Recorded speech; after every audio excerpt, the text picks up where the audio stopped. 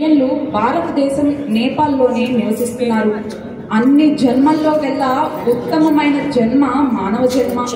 అందులోనూ హిందువుగా పుట్టడం ఒక వరంగా భావిస్తారు. హిందువుల వేద సంపద అమూల్యమైనది. మోక్షం పొందుటకు ప్రధానంగా చెప్పబడిన మార్గాలు 4. అవి జ్ఞాన మార్గం, కర్మ మార్గం, భక్తి మార్గం, క్రియా మార్గం. ఈ మార్గాలను అనుసరిస్తూ ఎందరో మహనీయులు వారి జీవితాలని త్యాగాలు చేసి ప్రజాహితం కోసం తత్వాన్ని బోధించడం జరిగింది. అలాంటి మహానుభావుల్లో ఒకరు శ్రీ రాధా మనోహర్ దాస్ గారు. ఈ దేశం హిందూ దేశం, ఈ దేశ ప్రజలందరూ హిందువులే, అదే నా భారతదేశం అంటూ ప్రతి హిందువును ఐక్యం చేస్తూ ముందుకు సాగుతున్నారు శ్రీ రాధా మనోహర్ దాస్ గారు. హిందువులకు ఏ కష్టం కలగకూడదని, హిందువుల ఐక్యత బలపడాలని ప్రతినిత్యం వారి సంక్షేమం కోసం పోరాడుతూ అభయ్ హిందూ సేనను స్థాపించారు శ్రీ రాధా మనోహర్ దాస్ గారు. ఈ రోజు భాగ్యనగరంలో సత్సంగ కార్యక్రమాన్ని జరుపుకుంటున్నాం కాబట్టి ఇక్కడికి విచ్చేసిన ప్రతి ఒక్కరికి ధన్యవాదాలు తెలియజేసుకుంటున్నాం. ముందుగా ఆచార్య శ్రీ చిర్రావూరి శివరామకృష్ణ శర్మ గారిని తమ అమూల్యమైన సందేశాన్ని ఇవ్వవలసిందిగా కోరుకుంటున్నాం.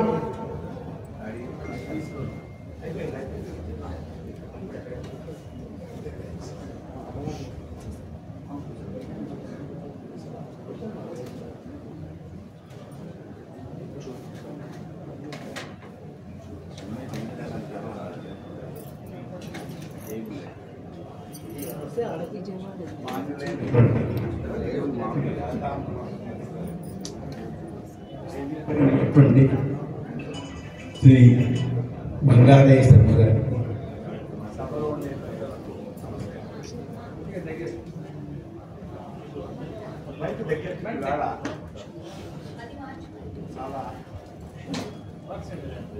హరే కృష్ణ.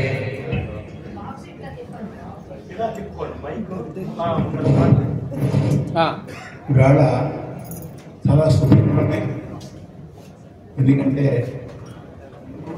యొక్క అభయాన్ని గురించి ఒక సంస్థ స్థాపించబడుతుంది.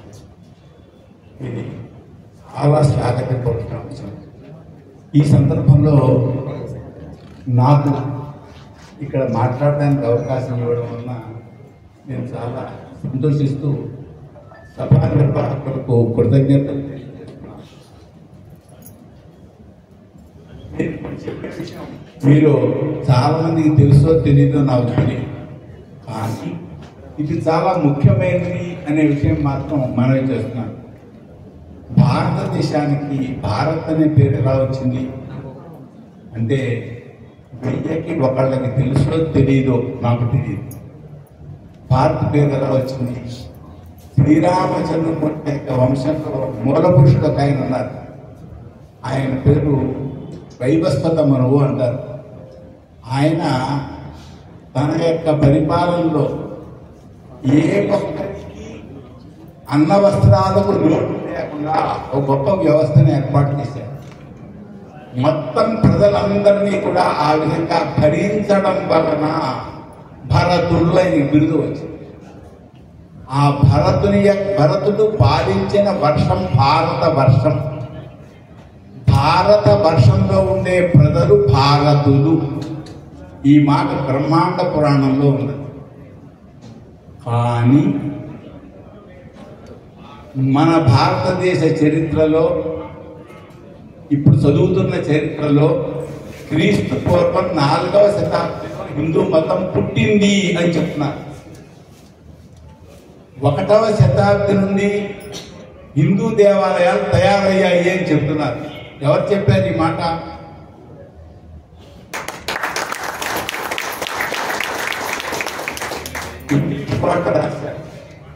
ఇంగ్లీష్ వాళ్ళు 75 సంవత్సరాల వెనక వెళ్ళిపోయిన వాడు చెప్పిన చరిత్రే ఈనాడు చెప్పడం జరుగుతుంది. దీనివల్ల వచ్చిన నష్టమేంటి అని కొందరు ఆలోచించారు. భారతదేశ చరిత్రలో ఈ వాక్యాలు ఉన్నాయి.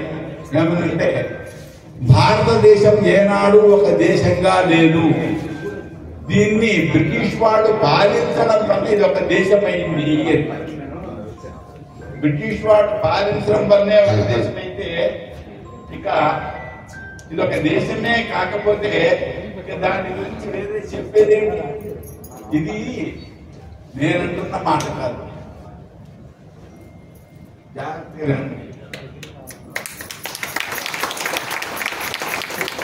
భారతదేశ చరిత్రలో ఉన్న వాక్యాన్ని భారతదేశం భౌగోళికంగా కానీ, భాషాపరంగా కానీ, సాంస్కృతికంగా కానీ, మతపరంగా కానీ ఏనాడు ఒక దేశంగా లేదు అని.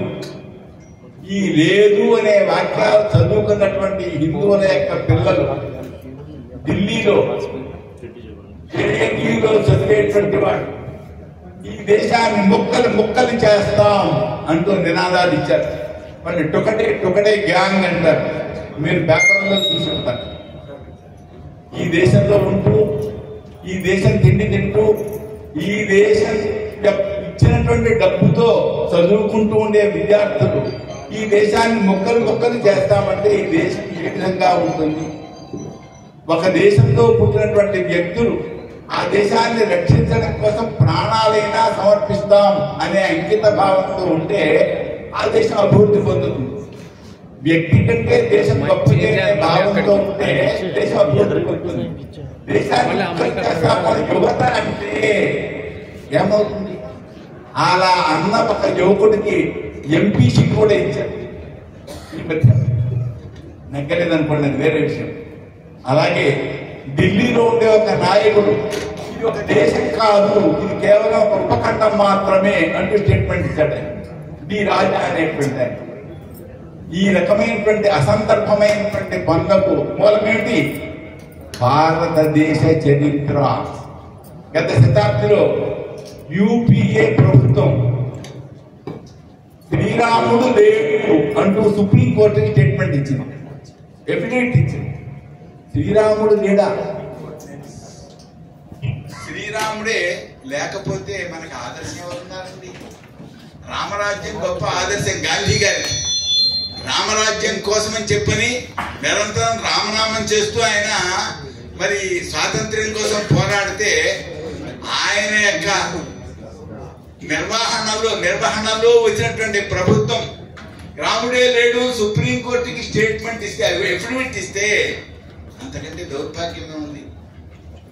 ఈ పరిస్థితిని ఏ విధంగా మనం మార్చుకోవడం? ఎవరు మార్చాలి? ఇది పెద్ద ప్రశ్న. ప్రభుత్వం సెక్యులర్ ప్రభుత్వం తరఫున ఏదైనా ఒక ప్రతిపాదన వస్తే అది రిలీజియస్ మతానికి సంబంధించింది అని వ్యతిరేకించే ఘట్టాలు చాలా ఉన్నాయి. మీకు తెలుసు, స్మృతి ఇరానీ అనేటువంటి ఆవిడ పార్లమెంట్ లో చెప్పింది మాట. యూపీలో చిన్నపిల్లల యొక్క పుస్తకంలో పాఠ్యవాచకంలో గా అనేటువంటి అక్షరాన్ని నేర్పడం కోసం గణేశ అనే పదం ఉండేది. కానీ ప్రభుత్వం ఆ పదం తొలగించి గార్ధబ అనే పేరు పెట్టింది అని చెప్పింది ఆవిడ పార్లమెంట్ లో. గార్ధబ అంటే గాడిద. గణేశ పదస్మరణం చేయకూడదు, ఎందుకంటే అది హిందూ మతంది కనుక గార్ధబ అన్నట్లయితే మంచిదే అని. ఆ మాట చెప్పినందుకు ఆమెని పదవి నుంచి తీసేరా? ఆమె చదువుకోలేదు, ఆమె యూనివర్సిటీలో చదువు లేదు, డిగ్రీ లేదు, దింపండి అంటే వాళ్ళ పోరు పడలేక ప్రధానమంత్రి గారు ఆవిడకి వేరే శాఖ ఇవ్వాల్సి వచ్చింది, విద్యాశాఖ తొలగించి. మన తెలుగువాడు ఒక ఆయన సత్యనారాయణరావు అనేటువంటి ఆయన యజ్ఞం వల్ల వర్షం పడుతుంది అని ఒక మాట అన్నాడు. ఆయన పనికిరాడు, మంత్రి పదవి పనికిరాడు, దింపండి అంటే వాజ్పేయి గారి కాలంలో ఆయన ఇంటికి పంపించారు. మంత్రి పదవి పోయిందండి ఈ ఒక్క మాటకే. ఎందుకని? హిందూ మతం కల్పించబడింది చరిత్రలో ఉంది కనుక. క్రీస్తు పూర్వం 4వ శతాబ్దిలో హిందూ మతం కల్పించబడింది అనే మాట ఉంది కనుక అధికారికంగా ఈ పనులన్నీ జరిగాయి.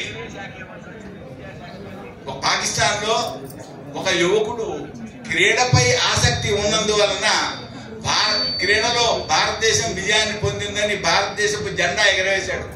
అతను వెంటనే జైల్లో పెట్టారు. కానీ దేశాన్ని ముక్కలు చేస్తామన్నవాళ్ళు కానీ అన్నవాళ్ళని కానీ ఈ దేశం ఒక దేశమే కాదన్న వాళ్ళు కానీ వాళ్ళపై ఏ చర్య తీసుకోలేదు. చూసారా?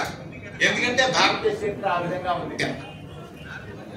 మరి ప్రభుత్వం సెక్యులర్ ప్రభుత్వంలో ఉండేటువంటి రాజీవ్ గాంధీ గారు ఈ దేశం రాముడిని బాగా ప్రేమిస్తోంది, రామాయణం సీరియల్ గా తీయండి అని అప్పటి దూరదర్శన్తో అన్నారు. వెంటనే ఆ పార్టీకి సంబంధించిన నాయకుడు సీతారాం కేసరి అనేటువంటి ఆయన రామాయణం సీరియల్ తీసినట్లయితే అది ఏమవుతుంది, మత సంబంధమైనది అవుతుంది, తీయడానికి వీల్లేదు అన్నారు. ఆగిపోయింది, తీయలేదు, జరగలేదు. కనుక మరి దేవాలయాలు ప్రభుత్వ అధీనంలో ఉన్నాయి, ధర్మ సంస్థలు ప్రభుత్వం దేవాలయ ధర్మాదాయ శాఖల అధీనంలో ఉంటాయి. ఎవరు చేస్తారు ఈ పని?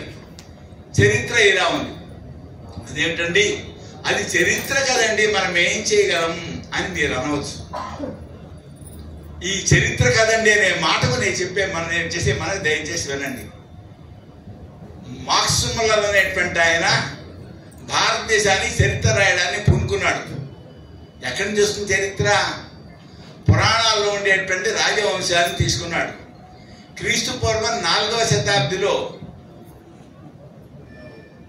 చంద్రశ్రీ అనే ఓ మైనర్ కుర్రాడు ఉన్నాడు. ఆ కుర్రాడి కాలంలో చంద్రగుప్తుడు, సముద్రగుప్తుడు అని ఒక సేనాని, ఒక మంత్రి ఉండేవారు.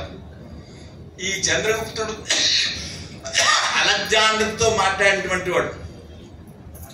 ఈతనికి ముందర 48 తరాల వెనక చంద్రగుప్తుడు, మౌర్య చంద్రగుప్తుడు అని చక్రవర్తి ఉన్నాడు. ఈ మార్క్స్ ముల్లర్ అనేటువంటి ఆయన చేసిన ఘనకార్యం ఏంటంటే 48 తరాల వెనక ఉన్న మౌర్య చంద్రగుప్తుడిని, 48 తరాల తర్వాత ఉన్నటువంటి చంద్రశ్రీ చంద్రగుప్తుడిని ఏకం చేసి భారతదేశ చరిత్ర రాశాడు. కనుక భారతదేశ చరిత్రలో అంధయుగం బయలుదేరింది. ఏ చరిత్ర విద్వాంసుడైనా అడగండి, భారతదేశ చరిత్రలో అంధయుగం ఉంది. అప్పుడు ఏముందో మనకి తెలియదు, ఎవరు పాలించారో తెలియదు, అంత అంధయుగం, ఎంత తెలియని కాలమో అని చెప్తారు. కానీ వాస్తవానికి అంధయుగం కల్పించబడింది, ఆంగ్లేయుల చేత కల్పించబడింది తప్ప వాస్తవం కాదు. ఆ 48 పేర్లు మీకు ఇప్పుడు నేను అప్పచెప్పగలను. పెద్ద మోసం ఇది. ఒకటే కాదు, ఇంకో పెద్ద మోసం ఉంది వాళ్ళు రాసిన చరిత్రలో. ఇప్పటికీ 5000 సంవత్సరాల వెనక జనమేజయుడు మహారాజు ఉన్నాడు. ఆయన అభిమన్యునికి మనుమడవుతాడు, ధర్మరాజుకి ముని మనుమడవుతాడు. ఆయన కొన్ని దాన శాసనాలు వేశాడు. ఆయన వేసిన దాన శాసనాల్లో కర్ణాటక రాష్ట్రంలో ఉండే సీతారామస్వామి దేవాలయానికి సంబంధించిన ఒక దాన శాసనం ఉంది. కేదార్నాథ్ గుడికి సంబంధించిన దాన శాసనం ఒకటి ఉన్నది. ఎప్పటివాడి జన్మేజయ మహారాజు? ఇప్పటికీ 5000 సంవత్సరాల వెనక ఉన్నవాడు. ఆ శాసనం లూయిస్ అనేటువంటి బ్రిటిష్ అధికారి సంపాదించాడు. కోల్బ్రూక్ అనేటువంటి చరిత్రకారుడి చేతికి ఇచ్చాడు. ఆయన దాన్ని చూశాడు. ఏం చేశాడు? ఆ శాసనం పైన సోమవాసరి సోమదిని అని ఉన్నది. సోమదిని అంటే సోమవారము అని అర్థం. మనం తెలుగు సోమవారం అంటున్నాం కదా. ఆ సోమదిని దగ్గర కాస్త విరిచాడు ఆ శాసనాన్ని. దాన్ని సౌమ్య దిని అని మార్చాడు. సౌమ్య దిని అంటే బుధవారం అవుతుంది. ఏం చేశాడు? ఒక ఇంగ్లీషు గణితజ్ఞుడికి పంపించాడు. ఏమంటే ఈ శాసనం సరిపడుతుందా చూడండి అన్నాడు. వారం సరిపడదండి అన్నారు. వెంటనే వాటిని తప్పుడు శాసనాలను పక్కన పడేశాడు. 5000 సంవత్సరాల వెనక మనకు చరిత్ర ఉంది అని చెప్పడానికి శాసనాలు దొరికితే ఆ శాసనంలో ముక్కను విరిచి అది తప్పుడు శాసనం ఆ కోల్బ్రూక్ పక్కన పెట్టాడు. అయితే లూయిస్కి బాధ కలిగింది. నేను కష్టపడి పాత శాసనం సంపాదిస్తే ఈయన తప్పుడు శాసనాన్ని పక్కన పడేశాడు అని సుబ్రహ్మణ్య శాస్త్రి అనే పేరు కలిగిన ఒక భారతీయ గణితజ్ఞుడికి ఇచ్చాడు ఆ శాసనం. ఏమంటే ఈ శాసనం సరిపడుతుందా? కరెక్ట్గానే ఉందండి, సరిపడుతుందండి, వారం సరిపడుతుంది, అన్ని సరిపడ్డాయంటే అక్కడ నాకు అనుమానం వచ్చింది. అదే ఇది నిజమైతే ఇప్పటికీ 5000 సంవత్సరాల నుంచి హిందువులు ఉన్నారు, హిందూ మతం ఉంది అని తెలుస్తుంది. మనకంత చరిత్ర లేదు. మనకున్నది 2000 సంవత్సరాల నుంచే. కనుక దీన్ని మనం నమ్మకూడదు అని చెప్పని ఆయన తాను దానిపైన నోటు రాసి మరీ అవతల పెట్టాడు. ఈ రెండు చరిత్రలో జరిగిన పెద్ద మోసాలు, ఇంగ్లీషు వాళ్ళు చేసిన మోసాలు. ఈ మోసాల వలన ఏం జరిగింది? ఏదో చేశారని ఎప్పటి మాట, ఎందుకంటే ఈ గొడవ అనేవాడు మనకి ఇప్పుడు ఎక్కువ ఉన్నారు. నేను చెప్తున్నాను, శ్రీకృష్ణదేవుని యొక్క గొప్పతనం గురించి చెప్పడానికి నేను ఇక్కడి నుంచి తుని వెళ్ళాను. 3 రోజులు చెప్పాను. చాలా సంతోషించారు. ఎందుకంటే ప్రపంచంలో శ్రీకృష్ణుని వంటి పాత్ర మరొకటి లేదు. ఈ ఒక మాట చెప్పడానికి 1 గంట సేపు చెప్పచ్చు. అంత అద్భుతమైన చరిత్ర. ఏ పాత్ర ఇంత అద్భుతం కాదు. భగవాన్ అవతారాల్లో కూడా శ్రీకృష్ణ అవతారంలో ఒక ప్రత్యేకత ఉంది. ఈ విషయం 3 రోజులు చెప్తే అందరూ సంతోషించారు. ఒక ఎంఏ ఫిలాసఫీ వాడు నా దగ్గరికి వచ్చి, నువ్వు 2 ఎంఏలు చేసి ఓ PhD చేసి జనాన్ని ఎందుకు మోసం చేస్తున్నావు అని ఒక కవిత్వం రాసి నాకు ఇచ్చాడు. అదేంటి మోసం చేయడం ఏంటి? క్రీస్తు పూర్వం 4వ శతాబ్దంలో హిందూ మతం పుట్టినట్లయితే 5000 సంవత్సరాల ముందు కృష్ణుడు ఎక్కడ వస్తాడు? కృష్ణుడు లేడు. లేని కృష్ణుడి గురించి నువ్వు గొప్పగా చెప్తావేంటి? అది అతని ప్రశ్న నాకు. చూసారా? ఇప్పుడు చూడండి, ప్రభుత్వము రాముడు లేడని ఎఫిడవిట్ ఇచ్చింది. చదువుకునే విద్యార్థి కృష్ణుడు లేడని నా దగ్గరికి వచ్చి వాదించడానికి వచ్చాడు. ఆ విద్యను చదువుకున్నటువంటి విద్యార్థులు దేశాన్ని ముక్కలు చేస్తామన్నారు. అంతేకాదు, ఇంకో మాట కూడా చెప్తాను. క్రీస్తు పూర్వం 16వ శతాబ్దిలో ఆర్యులు భారతదేశానికి వచ్చి ద్రావిడులను కిరాతులను చంపి వాళ్ళ ఇళ్ళు దోచుకుని వాళ్ళ ఊళ్ళు తగలబెట్టి దేశాన్ని ఆక్రమించుకున్నారు కూడా వీళ్ళు చరిత్ర రాశారు. కానీ దానికి ఆధారాలు దొరకలేదు. ఆధారాలు దొరకకుండా చరిత్రలో రాశారండి. రాహుల్ సాంకృత్యాయ అనే పేరు కలిగినటువంటి చరిత్రకారులు, అతడు దివోదాసు మొదలైన పుస్తకాలు రాశాడు. నాకు ఒక క్రైస్తవ సహచరుడు నాతో పనిచేసే ఆయన ఆ పుస్తకం నాకు ఇచ్చి ఏమంటారండి అన్నాడు. చూశాను, ఏం చెప్పను. ఋగ్వేదంలో ఈ మంత్రాలలో ఆర్యులు ద్రావిడులను నాశనం చేసినట్టుగా ఉంది అని ఆ మంత్రాలతో సైతంగా ఇచ్చాడు ఆయన, కాలాలతో సైతంగా. దివోదాస్ ద్రావిడ దస్యులు అంటాడు. ఏమండి, అప్పుడు నేను బాధపడ్డాను. ఏం చేయాలి? సమాధానం ఏంటి? 1 సంవత్సర కాలం ఒక ఆయనకి ఋగ్వేదం పాఠం చెప్పి ఆ పైన ఆ పుస్తకం రాశాను. ఋగ్వేదానికి రాహుల్ గ్రహణం. ఋగ్వేదానికి రాహుల్ గ్రహణం. దాంట్లో రాసింది ఏంటంటే ఋగ్వేదానికి ఈ దివోదాసు రాసిన ఆయనకి సంబంధం ఏమీ లేదు. ఈ దివోదాసు పుస్తకానికి ఋగ్వేదానికి సంబంధం లేదు, కేవలం కల్పిత గాథ. ఇతను రాసిన మంత్రాలు తప్పులు ఉన్నాయి అని చెప్పి దాంట్లో ప్రతిపాదించడం జరిగింది. అయితే ఈ చరిత్ర వలన వచ్చిన నష్టం చెప్తాను. గత శతాబ్దిలో రామచంద్రమూర్తికి చెప్పుల దండ వేసి ఊరేగించారు తమిళనాడులో. ఈ అసత్య చరిత్ర వలన ఒక దశలో మాకు వేరే దేశం కావాలి అని ద్రావిడులు ఉద్యమం కూడా చేశారు తమిళనాడులో. దేశాన్ని చీల్చడానికి కూడా ఉపయోగించిన ఈ దరిద్రపు చరిత్ర ఇప్పటికీ పాఠ్యవాచకంలో ఉండడం ఏంటండి? దీన్ని ఎవరు తొలగిస్తారు? ఎవరు పూనుకుంటారు దీనికి? మీరు చేస్తారా? మీరు చేస్తారా? మీరు చేస్తారా? ఇలాగా దేశంలో ఉండే ప్రతి వ్యక్తి దీనికి సిద్ధపడాలి. దీనికోసం ఇప్పటికి 23 సంవత్సరాల వెనక 5000 సంవత్సరాల వెనక ఉన్నటువంటి హరప్పా ముద్రికల్ని పరిశీలించి హరప్పా నాగరికతలో వైదిక నాగరికత అని పుస్తకం రాశాను, వ్యాసాలించాను. ఒక ఆర్కియాలజీ డిపార్ట్మెంట్ ఆయన నాకు లేఖ రాశాడు. 5000 అవశేషాలు దొరికాయి హరప్పా నాగరికతలో. ఆ అవశేషాలు 5000ని మీరు సమన్వయించినట్లయితే మీ మాట నమ్ముతారు అన్నారు. ఎందుకంటే వాళ్ళు ఏం రాశారంటే హిందూ మతం క్రీస్తుపూర్వం 4వ శతాబ్దిలో పుట్టింది. హరప్పా నాగరికత హిందువులది కాదు, అది వేరే వాళ్ళ నాగరికత. వాళ్ళు మత సంబంధమైన అవశేషాలు ఏం వదిలి వెళ్ళలేదు, అది వేరే నాగరికత అని రాశారు వాడు. నేను అది కాదు వైదిక నాగరికతే అని చెప్పడానికి ఆధారాలు చూపించాను. ఆయన మొత్తం చూపించమంటున్నాడు. దానికోసం కలకత్తా వెళ్ళాను. కలకత్తా మ్యూజియంలో ఉండేటువంటి కొన్ని ముద్రికలు తెచ్చాను. హరప్పా నాగరికతలో నమక రుద్రుడు మీకు తెలుసు, గుళ్ళో నమకంతో అభిషేకం చేస్తారు. ఆ నమకంలో ఉండేటువంటి ఏ లక్షణాలు రుద్రుడు ఉన్నాయో అవి హరప్పా రుద్రుడికి ఉన్నాయి. ప్రత్యేకించేదో వ్యాసం హరప్పా నాగరికతలో శివావతారాలు, హరప్పా నాగరికతలో వైదిక లక్షణాలు వరుసగా రాశాను వ్యాసాలు. కొందరు యూనివర్సిటీ వాళ్ళు నాకు ఆ పుస్తకం పంపించమని అడిగారు కూడా, పంపాను. ఏం చర్య లేదు. ఇంతకంటే గొప్ప విషయం ఉంది. ఎస్ఆర్ రావు అని ఆర్కియాలజీ డిపార్ట్మెంట్ లో గొప్ప వ్యక్తి. ఆయనకు ఎవరో ఇలాంటి మహానుభావులు ఓ పీఠాధిపతి చెప్పడం వలన ద్వారకా నగరం పక్కన ఉండేటువంటి సముద్రంలో దిగి ఆ లోపల ఉండేటువంటి అవశేషాలను పరిశీలించి ఇప్పటికి కొన్ని దశాబ్దాల వెనక ద్వారకా నగరం ఉన్నది, శ్రీకృష్ణుడి ద్వారకా నగరం ఉన్నది అని చెప్పి ఆయన పరిశోధన చేశారు. ప్రభుత్వం సహకరించలేదు. అయినా సరే వ్యక్తుల దగ్గర కొంత డబ్బు సేకరించి 60,000 రూపాయలు సేకరించి ఆయన ఆ సముద్ర గర్భంలో ఉన్నటువంటి ద్వారకానగర విశేషాలని గ్రంథస్థం చేసి మనకు అందించారు. అప్పుడు చాలా మంది మీరాడు ఇప్పుడు మేం చేస్తామని అన్నారు చూసారా, ఇలాంటి కొందరు ఉత్సాహవంతులు ఏం చేశారు, హిస్టరీ కాంగ్రెస్ లో దీన్ని పెట్టాలి అని ప్రయత్నం చేశారు. ప్రయత్నిస్తే ఏం జరిగింది, హిస్టరీ కాంగ్రెస్ వాయిదా పడింది కొన్ని దశాబ్దాల కాలము. హిస్టరీ కాంగ్రెస్ లో పెట్టడం జరగలేదు.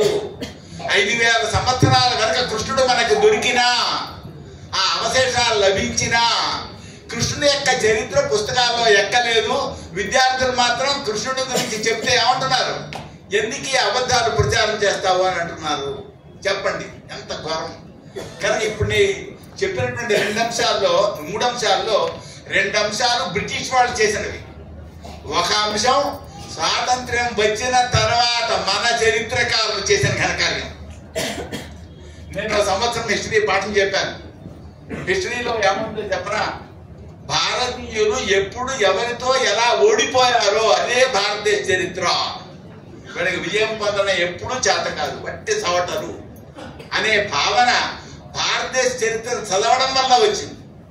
అదే చరిత్ర అనుకోండి మనం ఏం చేయగలుగుతాం, ఏం చేయలేం. కానీ అది నిజం కాదు అని చెప్పడానికి ఇప్పుడు మీ ముందర నేను పుస్తకం మీకు సమర్పిస్తాను. మీకు అందరికీ ఒక కరపత్రం, ఒక పుస్తకం సమర్పిస్తాను. దాంట్లో 165 ఆధారాలు ఉన్నాయి. ఇప్పటికీ 10,000 సంవత్సరాల నుంచి భారతదేశ చరిత్ర ఉంది. భారతీయులు ప్రపంచంలో ఎవరికి ఎప్పుడూ తీసిపోయిన వాళ్ళు కాదు. 5,000 సంవత్సరాల వెనక పరిపాలించినటువంటి ధర్మరాజు నాడే 13 ద్వీపాలతో కూడిన భారత వర్షాన్ని పాలించాడు. 13 ద్వీపాలతో కూడిన భారతవర్షాన్ని పాలించాడు. ఆయన ఏకఛత్రాధిపత్యంగా 36 సంవత్సరాలు పాలించాడు. ఎలా పాలించాడు, ఓ మనిషికి ఇంట్లో ఉద్యోగం లేదు, బతకడానికి వృత్తి లేదు. వెంటనే ప్రభుత్వానికి సంబంధించిన మనుషులు ఆ ఇంటికి వస్తారు. వచ్చి అబ్బాయి నువ్వు ఏ పని చేయగలుగుతావు, నేను పలానా పని చేయగలనండి, ఇదిగో నీకు పెట్టుబడికి ఇస్తున్నాను, డబ్బు తీసుకో, ఇదిగో ఈ వస్తువులు తీసుకొని నువ్వు చేయి. ఆ తర్వాత వృత్తి నేర్చుకుని ఆ తర్వాత సొంతంగా పని చేసుకుంటాడు. ఇలాగా ప్రతి వ్యక్తికి, ఏ ఒక్క వ్యక్తికి వృత్తి లేదు అనే మాట లేకుండా పరిపాలించిన పరిపాలన మహాభారత చరిత్ర. నేను మహాభారతం 3 సంవత్సరాల కాలం చెప్పాల్సి వచ్చింది. ఎందుకు చెప్పాల్సి వచ్చిందో చెప్పమంటారా, మనకు భారతదేశ పాఠ్యవాచకాల్లో ఏమనుందంటే భారతం గురించి, భారతంలో ఒక విశ్వవిద్యాలయంలో 2 విశ్వవిద్యాలయాల్లో కాదు చెప్తాను. తెలుగు విశ్వవిద్యాలయం, తెలుగు విశ్వవిద్యాలయం కాదు, తెలుగు ఎంఏలో ఉన్న చరిత్ర ఏంటంటే వ్యాసుడు 8,800 శ్లోకాలు రాశాడు, వైశంపాయనుడు 24,000 శ్లోకాలు రాశాడు, మిగిలిన సూత్రుడు రాశాడు అని. ఇది ఇప్పుడు 50 ఏళ్ల కనుక చదివిన గ్రంథం. అదే ఇలా చెప్తున్నారేంటి, మా నాన్నగారు చెప్పినప్పుడు వ్యాసుడు రాశారని చెప్పారే, ఈ తేడా ఎలా వచ్చిందప్ప, వాళ్ళు ఆధారాలు ఇస్తున్నారే, వాళ్ళు శ్లోకం ఇచ్చారు ఇక్కడ, 8 శ్లోక సహస్రాణి 8 శ్లోక శతాని 24 సాహస్రీం చక్రే భారత సంహిత వాక్యాలు ఇచ్చారు. ఏమిటో మరి తెలియకుండా ఉంటుంది. ఆ తర్వాత ఇప్పటికి 23 సంవత్సరాల వెనక సంస్కృతం వెంకటేశ్వర విశ్వవిద్యాలయంలో చదివినప్పుడు దుర్మార్గులైన పాండవులు మంచివాళ్ళైన కౌరవులను అన్యాయంగా చంపిన కథ భారతానికి మూలము. దానిని వ్యాసుడు అనే సంకలనకారుడు అటు ఇటు దటు మార్చి భారతం రాశాడు అని పరిచయం చేశారు. నాకు లోపలికి కంపరం వచ్చింది. ఇదేంటి, ఏం చేయాలి, విశ్వవిద్యాలయాల్లో చదివే చదువులు ఇవి. ఈ చదివిన విద్యార్థులు రాముడిని ఎక్కడ నమ్ముతారు? కృష్ణుని ఎక్కడ నమ్ముతారు? హిందూ మతాన్ని ఎక్కడ నమ్ముతారు? హిందూ మతాన్ని ద్వేషించారా? అసహించుకోరా? దీనికి ఆధారాలు ఉన్నాయా? నేను ఒక దేవాలయంలో కూర్చొని 3 సంవత్సరాల కాలం భారతం మొత్తం చెప్పి ఈ 2 తెలుగు ఎంఏలో చెప్పింది, సంస్కృత ఎంఏలో చెప్పింది తప్పు, భారత కర్తృత్వం ఇది అని వ్యాసం రాసి విశ్వవిద్యాలయంలో వినిపించాను. వినిపిస్తే అన్నారు, నిజమేనండి, ఏమిటో వాళ్ళు అలా రాశారండి అన్నారు. కనుక దీనికంతకీ మూలం ఎక్కడ ఉంది? 2 మూలాలు ఉన్నాయి. ఒక మూలం ఏమిటి అంటే, ఆంగ్లేయులు 3 కోట్ల మంది ఉన్నారు లండన్లో. భారతదేశాన్ని పాలించడానికి సంబంధించిన ఉద్యోగులు 3,000 మంది ఉన్నారు. 3,000 మంది ఉంటే భారతదేశంలో జనం ఎంతమంది ఉన్నారు? 33 కోట్లు ఉన్నారు. 3,000 మంది 33 కోట్ల మందిని ఎలా పాలించగలుగుతారండి? దానికోసం వాళ్ళు వెళ్ళలో ఇన్ఫీరియారిటీ కాంప్లెక్స్ కలిగించడం. మేము పనికిమాలిన వాళ్ళము, మాకు చరిత్ర లేదు, మా పూర్వులు పనికిమాలిన వాళ్ళు, మనం కేవలం ఆంగ్లేయులు చెప్పిన మాట వినడమే మన కర్తవ్యం, అదే దైవవిహిత భావన, దైవవిహిత ధర్మం అనే భావన హిందువుల్లో కలిగించారు. నిజమా? కలిగించారండి. దొమ్మేరు జమీందార్ గారు రాసిన పుస్తకం నేను చదివాను. మనల్ని పాలించడం కోసం దేవతలు పంపించిన దూతలు ఆంగ్లేయులు. వాళ్ళని యథాతథంగా వాళ్ళు చెప్పిన మాటను అనుసరించడమే మనకు దైవవాక్యాన్ని అనుసరించడం అనే వాక్యం నేను చదివాను. ఈ భావాన్ని వాళ్ళు కలిగించడం కోసం ఈ చరిత్రలో ఇటువంటి అసంబద్ధమైన అసత్యమైన కల్పనలు చేశారు. దాన్ని ఇప్పటివరకు మనం చదువుతున్నాం. ఇది ఒకటి. ఇక్కడ నేను కొంచెం సాహసమే చేస్తున్నాను. ఏంటంటే అది 23 సంవత్సరాల వెనక కలకత్తా విజయవాడలో కమ్యూనిస్టు మహాసభలు జరిగాయి. ఆ మహాసభల్లో వృద్ధ కమ్యూనిస్టు నాయకుడు నంబూద్రిపాద్ అనేటువంటి ఆయన ఉపన్యాసం చెప్పాడు. కమ్యూనిజాన్ని వ్యాపింపజేయడం కోసం రష్యాలో మనం ఒక మీటింగ్ పెట్టుకున్నాం. ఆ మీటింగ్ లో ఏ దేశంలో ఏ గ్రంథాలు ఎక్కువ ప్రభావం చూపిస్తున్నాయో ఆ గ్రంథాల్లో హీరోలను విలన్లుగా, విలన్లని హీరోలుగా మార్చి మనం రచనలు చేయాలి. చేస్తే అప్పుడు ఆ గ్రంథాలపై వాళ్ళకి విశ్వాసం పోయి మన కమ్యూనిజంలోకి వస్తారు అని చెప్పని ఒక తీర్మానం చేశాం. దాని తర్వాత కలకత్తాలో మరో మీటింగ్ పెట్టుకున్నాం. ఆ మీటింగ్ కి నెహ్రూ గారు వచ్చారు, రవీంద్రనాథ్ ఠాగూర్ కూడా వచ్చారు. భారతదేశంలో వేదాలు, రామాయణం, భారతం గ్రంథాలు ఎక్కువ ప్రభావం చూపిస్తున్నాయి కాబట్టి వాటిలో ఉండే హీరోల్ని విలన్లుగా, విలన్లని హీరోలుగా మార్చి మనం రచన చేయాలి అని నిర్ణయించుకున్నాం. మనం ఆ రచనలు చేశాం. ఆ గ్రంథాలపై విశ్వాసం ఇప్పుడు పోయింది. కానీ ఆ గ్రంథాల ఆధారంగా ఈ దేశంలో నీతి నిజాయితీలు పూర్వం ఉండేవి. ఆ గ్రంథాలపై నమ్మకం పోవడంతో ఈ వ్యక్తులకు కూడా నీతి నిజాయితీలు పోయాయి. కనుక మన నీతిని మళ్ళీ కలిగించడం కోసం వివేకానందుడు మొదలైనటువంటి వాళ్ళ యొక్క రచనను ఆధారంగా చేసుకుని మళ్ళీ రచనలు చేయాలి అని ఆయన ప్రతిపాదించాడు. ఇక్కడ వాళ్ళు నీతి నిజాయితీలను తుడిచిపెట్టడం చేశారు, కానీ నీతిని కలిగించే రచనలు చేయలేదు. ఇల్లు కూలగొట్టడం సులభం, కట్టడానికి చాలా శ్రమ పడాలి. కనుక ఆ పని జరగలేదు. ఇప్పుడు ప్రస్తుతం హిందువులలో అవకాశవాదులు, తెలియని వాళ్ళు, ఎలా ప్రవర్తించినా తప్పు లేదులే అనుకునే వాళ్ళు తయారయ్యారు.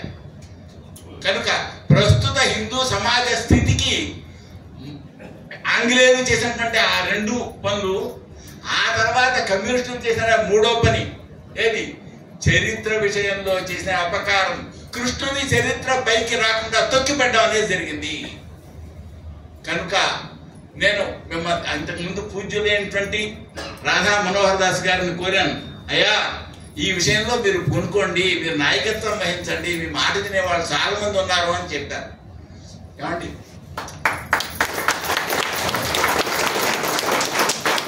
నేను పూజ్యులైనటువంటి బంగారీ శర్మ గారిని కూడా కోరుతున్నాను, హిందూ దేశ చరిత్ర మార్చకపోతే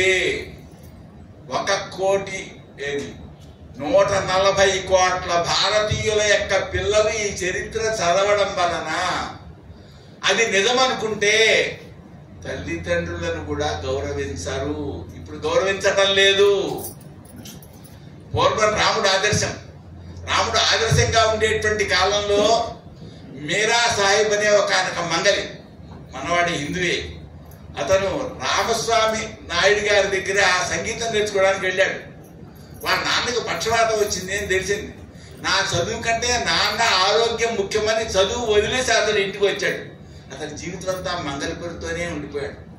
అతనే కన్నా రామస్వామి గారి దగ్గర చదువుకున్నట్లయితే రామస్వామి గారు చాలా పేరున్నవాడు కన్నా గొప్ప సంగీత పండితుడు ఉండేవాడు.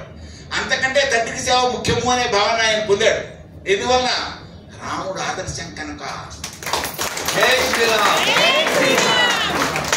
కానీ ఈనాడు చరిత్రలో రాముడిని తొలగించడం వలన నిన్ననే చదివాను, ఒక గొప్ప సంపన్నుడు, బాగా సంపన్నుడు, 10 ఇళ్ళు ఉన్నాయని కొడుకు ఆస్తి పనిచేశాడు, ఇచ్చేసిన తర్వాత కొడుకు ఇంట్లోంచి గెంటేశాడు. కోర్టుకి అతను అప్లై చేస్తున్నాడు, అయ్యా నాకు ఒక ఇల్లేనా ఇచ్చి ఉండడానికి అవకాశం కలిగించండి, నేను కోర్టు కడుక్కోవాలి పరిస్థితి వచ్చింది. ఎప్పుడు ఇది రాముడు ఆదర్శం కాని కారణం. ఇలాగా తల్లిదండ్రులు నెట్టేసేవాళ్ళు, అనాథాశ్రమాల్లో చేర్చేటువంటి వాళ్ళు ఎంతన్నారు, వృద్ధాశ్రమాల్లో చేర్చేవాళ్ళు. మా ఇంట్లో మేము ఇద్దరం ఉద్యోగస్తులం అండి, మా తల్లిదండ్రులు చూడడం కుదరదు, వృద్ధాశ్రమంలో చేర్చేయండి. ఈ రకమైనటువంటి అంటే మామూలు మానవ సంబంధాలు కూడా తెగిపోయే దురదృష్టకర పరిస్థితి ఎందుకు వచ్చింది? ఆదర్శం లేకపోవడం వలన. ఆదర్శం ఉన్న కాలంలో ఎలా ఉంటుంది?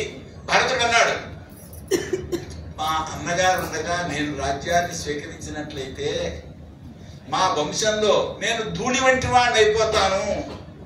ఎందుకంటే ఈ పైన రాజుగా వచ్చేటువంటి వాళ్ళు భరతుడు అలా చేశాడు కదా అని సోదరులు రాజ్యం కోసం ఎగబడతారు, వాళ్ళు కొట్టుకుంటారు, దేశాన్ని ముక్కలు చేస్తారు, ఇలా ప్రజలందరికీ వినాశం కలుగుతుంది.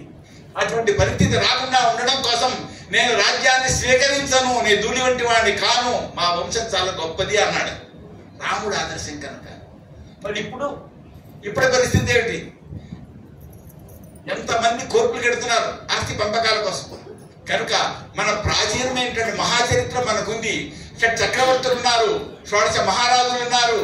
మరి రాజ్యం కోసం కాకుండా ప్రజల యొక్క క్షేమం కోసం కట్టుబడి ఉన్నవాళ్ళని సొంత కొడుకునైనా సరే ప్రజలకు వ్యతిరేకంగా ఉన్నట్లయితే వెంటనే బహిష్కరించేవారు.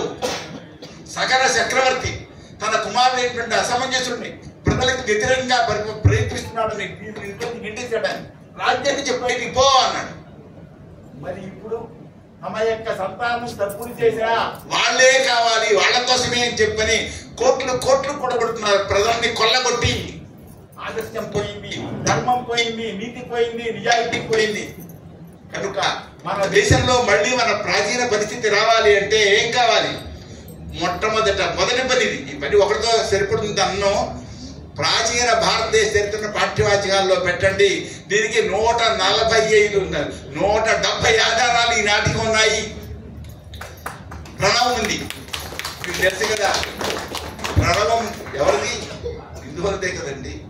ప్రణవం పరమేశ్వర వాచకం. ప్రణవంతో ప్రారంభమైంది మన యొక్క మీటింగ్ ఏమండి. హరప్పా సంస్కృతిలో 5 చోట్ల ప్రణవం ఉన్నది. నిన్నే వ్యాసం రాశాను. హరప్పా సంస్కృతిలో 5 ప్రణవాలు అని. శివుని పక్కన ప్రణవం ఉన్నది. తస్య వాచక ప్రణవ యోగశాస్త్రం చెప్తోంది. శివుని శిరస్సుపై ప్రణవం ఉంది. శివుని యొక్క తలపై నుంచి ప్రణవం వచ్చింది అని ఎక్కడుంది? శివునిలో నుంచి ప్రణవం వచ్చినట్టుగా మనకు దీంట్లో ఉందండి. దేంట్లో? శివపురాణంలో ఉన్నది. వీళ్ళు ఆ ప్రణవాన్ని చూసి ఏమని పేరు పెట్టారు తెలుసా? దీనికి 2 కొమ్ములు ఉన్నాయని పేరు పెట్టారు. ఈ మనిషికి పశుపతిదేవునికి 2 కొమ్ములు ఉన్నాయి, 3 తలాలు ఉన్నాయి అని చెప్పారు వాళ్ళు. నేను దాన్ని నెల్లాళ్ళు పారాయణ చేస్తూ జపం చేస్తూ భగవంతుని ప్రార్థిస్తూ చూడవలసి వచ్చిందండి. ఆ ముద్రిక నా చేతికి మొదట వచ్చినప్పుడు చూస్తే ఇదేంటి 3 తలలు ఉన్నాయి 2 కొమ్ములు ఉన్నాయి అంటున్నారు. 3 తలలు 2 కొమ్ములు ఉన్న దేవుడు ఎవరు మనకి లేడు. ఇది మన మతం కాదంటున్నారు. నిజమేనా? సంధ్యావందనం చేయాలా మానాలా? 5000 సంవత్సరాల వెనక మన మతం లేకపోతే మనం ఎందుకు చేయడం? మన ధర్మం వదిలేయడమే. ఏం చేయాలి అని ఒక నెలలు నేను జపం చేస్తూ కూర్చుంటే నెల తర్వాత ఆ శివుని పక్కన ప్రణవం కనబడింది. ఏమండి? ఆ శివుని పక్కన దాంట్లో ఇప్పుడు 170 ఆధారాలు దొరికాయి. 1 కాదు 2 కాదు 5 చోట్ల ప్రణవం దొరికింది. కనుక నేను మీకు అందరికీ మనవి చేసేది ఏమంటే మీ మీ యొక్క వృత్తులతో పాటుగా ఈ పని అతి ముఖ్యము. ఇది స్వాతంత్ర్య పోరాటము. మనకి స్వాతంత్ర్యం వచ్చింది 40 ఏళ్ళు, భౌతికంగా మాత్రమే వచ్చింది, మానసికంగా రాలేదు. కేవలం పాశ్చాత్య బానిస మనస్తత్వంతో ఉన్నవాళ్ళే ఇప్పటికీ దేశంలో పరిపాలన సాగించే పరిస్థితి వస్తుంది. ఆ బానిస మనస్తత్వం పోయి మనదైనటువంటి స్వతంత్రమైనటువంటి మనకు పెద్దలు ప్రసాదించిన మహోన్నతమైన సంస్కృతి ఉన్నదో, రాముడు, కృష్ణుడు, వేదాలు, 18 పురాణాలు, వీటన్నిటితో కూడిన మహోన్నతమైన సంస్కృతి రక్షించుకోవడం కోసం వెంటనే భారతదేశ చరిత్రను పాఠ్యవాచకాల్లో పెట్టండి అని మనం ప్రభుత్వాన్ని కోరాలి, వెంటనే కోరాలి. ఎందుకంటున్నానంటే పై స్థానంలో ధార్మికులు లేకపోతే మనం చెప్పిన వినరు, ఓట్లు మాకు వేస్తే చాలంటారు. కానీ ఇప్పుడు ధర్మం పట్ల ఆసక్తి గలవాళ్ళు అక్కడ ఉన్నారు కనుక ఈ చరిత్ర ఇప్పుడు మారిస్తే ప్రపంచంలోనే మనకి ప్రాచీన చరిత్ర అవుతుంది. నిజానికి 10,000 సంవత్సరాల నుంచి కాదు, అంత మాత్రమే కాదు, మన చరిత్ర ఇంకా ఉంది. కానీ ఆధారాలు కావాలి కదా. ఈ మధ్య ఒక ఆధారం కనబడింది. శివుని చేతిలో సుదర్శన చక్రం ఉన్న ఒక బొమ్మ కనబడింది. ఇది ఎప్పటిది? 28,000 సంవత్సరాల వెనకది అని చెప్పని ఆ పెట్టి కృషి చేశారు. కానీ ఈ కథ ఎక్కడిది? ఇది టిబెట్ లో జరిగింది. టిబెట్ ని ఆ చైనా వాళ్ళు ఆక్రమించే కాలంలో ఈనాడు ఓ మహానుభావుడు ఆ ప్రణవాన్ని పెట్టిని తీసుకెళ్లి ఆంగ్లేయులు అమెరికా గూఢచారులకు అప్పగించాడు. ఎందుకంటే వాళ్ళు చైనా వాళ్ళు వస్తే వాళ్ళు సహించరు. ఈ లోపలే వాళ్ళు వచ్చారు, ఆయన కాల్చి చంపేశారు. ఆ ఆంగ్లేయులు అంటే ఈ అమెరికా వాళ్ళు దాన్ని తీసుకెళ్లి పరిశీలన చేస్తే ఈ డేటింగ్, కార్బన్ డేటింగ్ చేస్తే దాని ఏమని వచ్చింది? 28,000 సంవత్సరాలు వెనకది అని వచ్చింది. కానీ దాన్ని ఏమని చెప్పాడైనా ఈ ఈ ప్రతిమకు అభిషేకం చేసి ఆ నీళ్లు తాగినట్లయితే దీర్ఘాయుర్దాయం వస్తుంది అని చెప్పాడు. దానికోసం వాళ్ళకి ప్రయోగాలు ప్రారంభించారు. ప్రయోగాలు ప్రారంభించిన తర్వాత కొందరికి ఆ నీళ్లు ఇస్తుంటే ఈ లోపల ఆ విగ్రహం అదృశ్యం అయిపోయింది, దాంతో ఆధారం లేకుండా పోయింది. కనుక ఇప్పుడు 10,000 సంవత్సరాల నుంచి ఆధారాలు ఉన్నాయి కనుక ఇది ఒక పోరాటంగా భావించండి. ధర్మాన్ని రక్షణ చేయడం కోసం ఇది ఒక అత్యవసరమైన విషయంగా భావించండి. ఇప్పుడు మనం ఇక్కడి నుంచి ధర్మం ఆసక్తి గల వాళ్ళకి, నమ్మకం గల వాళ్ళకి ధర్మం చెప్పచ్చు. కానీ 140 కోట్ల భారతీయుల పిల్లలు ఏది అధర్మమో అధర్మానికి మేము చరిత్ర చదువుతున్నారు. ఆ చరిత్ర తొలగించాలి, సత్య చరిత్ర ప్రవేశపెట్టాలి, రాముడిని కృష్ణుడిని నిజం చేయాలి. వాళ్ళు ఎప్పుడు నిజమే, కానీ అబద్ధము అనే భావన ఈ చరిత్ర వలన ఏర్పడుతుంది. కనుక దాన్ని నిజం చేయడం కోసం ప్రయత్నం చేయండి. మీకు ఎదుట పెడుతున్నారు, ప్రమాణాలు చూపిస్తున్నారు. 1 కాదు 2 కాదు. ద్రావిడులు ఆర్యులు వేరు కాదు, వీరిద్దరికి DNA ఒకటే అని నిర్ధారణ నియమించే పరీక్ష చేస్తే ఈ రకమైన ఆధారాలు 170 మీ ముందర ఉంచుతారు. కేవలం దీన్ని ఇంతసేపు సరిపడదు. వారు 20 నిమిషాలు 2 నిమిషాలు అయిపోయి ఉంటుంది ఏమండి. కానీ మొన్న సంస్కృత అకాడమీలో ఈ విషయం చెప్పాలి అన్నప్పుడు 1 గంట చెప్పాను, 35 ప్రమాణాలు చెప్పాను. ఇంకో గంట చెప్పండి అన్నారు, మరోసారి మరో గంట చెప్పాను, మరి ఇంకో 35 వచ్చాయి. కానీ 150 170 ఎక్కడ వస్తాయి? అవ్వలేదు. కానీ మీ చేతికి పుస్తకం ఇస్తున్నాను, మీ చేతికి కరపత్రం ఇస్తున్నాను. కరపత్రంలో ప్రధానమంత్రిది, ముఖ్యమంత్రిది అడ్రస్సులు ఉన్నాయి. వాళ్ళకి రాయవలసిన వాక్యాలు ఉన్నాయి. ఎక్కువ రాయక్కర్లా, 2 అంశాలు. 1, ప్రాచీన భారతదేశ చరిత్రకు 165 ప్రమాణాలు ఉన్నాయి. 170 అంటారేంటి అంటే దీంట్లో 165 రాశాను. రాసిన తర్వాత 50 దొరికాయి. దాంట్లో ఉన్నదే చెప్పండి మీరు, లేదా 170 రాయొచ్చు. ఎందుకంటే మీకు ఇస్తాను, 170 మీకు సమర్పిస్తాను ఏమండి. కనుక 165 ప్రమాణాలు ఉన్నాయి కనుక దాన్ని పాఠ్యవాచకాల్లో పెట్టండి. అంతే కోరడం, అంతకంటే అక్కర్లేదు. ప్రధానమంత్రిని, ముఖ్యమంత్రిని కూడా అన్ని ఈ రకంగా చరిత్ర మారితే రాముడు నిజమవుతాడు, కృష్ణుడు నిజమవుతాడు. రాముడు కృష్ణుడు నిజమైతే అద్భుతమండి, భగవద్గీత ప్రమాణం అవుతుంది. ఇప్పుడు భగవద్గీత ప్రమాణం కావడం లేదు. మనం చెప్తే నమ్మకం వాళ్ళకి మాత్రమే ప్రమాణం. చరిత్ర ప్రకారం భగవద్గీత కృష్ణుడు చెప్పలేదు అంటున్నారండి. అది జరుగుతుంది. మాకు సాహిత్య చరిత్రలో వచ్చింది. అంత పెద్ద యుద్ధంలో భగవద్గీత చెప్పడం ఎలా కుదురుతుంది? 18 అధ్యాయాలు చెప్పడం కుదురుతుందా? ఆయన కొంచెం చెప్తే తర్వాత ఎవరో కలిపి రాశారు, ఇష్టం వచ్చినట్టు రాశారు. ఆ రాతలు చదివిన వాళ్ళు ఏమవుతారు? నాస్తికులు అవుతారు. రాతలు చదివిన వాళ్ళు ఏమవుతారు? విశృంఖలు అవుతారు, సమాజానికి పేడ అవుతారు, చెడ కలిగిస్తారు. కాబట్టి మీరందరూ దయచేసి ఈ ప్రమాదకరమైనటువంటి చరిత్రను తొలగించండి, సత్యమైన చరిత్రను దీంట్లో ప్రవేశపెట్టండి. దానికోసం మాక్సిమం కృషి. కేవలం లేఖలు రాయండి, 2 లేఖలు రాయండి అయ్యా అని ప్రార్థిస్తూ నాకు ఈ అవకాశం కలిగించినటువంటి మానవులైనటువంటి రాధా మనోహర్ దాస్ గారికి, సభలో ఉండేటువంటి పెద్దలు ధన్యవాదాలు తెలియజేసుకుంటున్నాను. ఇక్కడ నా దగ్గర పుస్తకాలు తెచ్చాను. ఇక్కడ ఉన్న వాళ్ళందరికీ పుస్తకము కరపత్రం కూడా ఇస్తాను. ఏమండి ఇంకా చాలకపోతే మా ఇంటి నుండి ఎక్కువ దూరం లేదు, ఎక్కడే పార్కు దగ్గర ఉంది ఇల్లు. ఇంకా పుస్తకాలు కూడా ఇస్తాం. ఇప్పటికి 4000 తెలుగు పుస్తకాలు పంచిపెట్టడం జరిగింది. ఇప్పుడు 3000 ఇంగ్లీష్ పుస్తకాలు ఉన్నాయి, కరపత్రాలు ఇంగ్లీష్లో ఉన్నాయి. ఇవి కూడా పంచిపెడతాం. అందుకని దయచేసి ఇక్కడ తీసుకోండి, అందరూ తీసుకొని లేఖలు రాయండి, మర్చిపోకుండా చేయండి. చాలా ముఖ్యమైనది.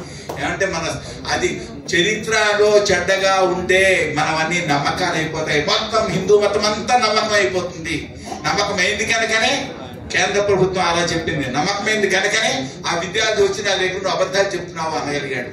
కానీ మరి సత్యం అయితే అలా అనలేరు కదా. ఇది సత్యం, పూర్తి సత్యం. ఎందుకని 10,000 సంవత్సరాలకి చరిత్ర ఉంది కనుక. రామచంద్రునికి పూర్వం 60 తరాలు ఉన్నాయి. మొత్తం భరతుడు అంటే వైవస్వత మనువు దగ్గర నుంచి 95 తరాలు ఉన్నాయి. పేర్లు అప్ప చెప్తాం.